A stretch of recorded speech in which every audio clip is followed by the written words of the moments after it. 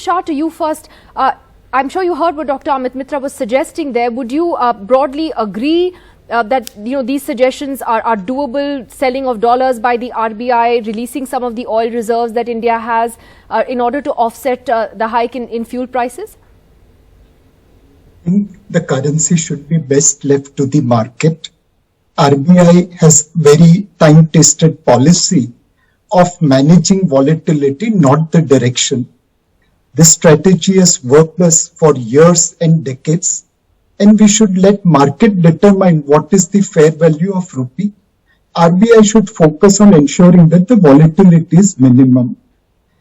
If oil prices goes higher, our current account deficit widens.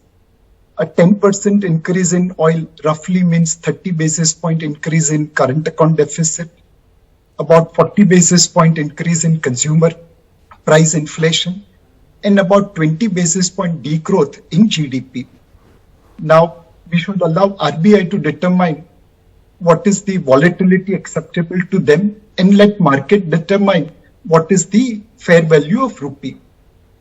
Mr. Shah, could I ask you that in terms of the oil price hike, which is what everyone's kind of now on the edge about and waiting for, what do you see as the possible hike that consumers could be dealt with at the moment? Because the figures at the moment floating around in the media range from 6 rupees a litre to 12 rupees a litre.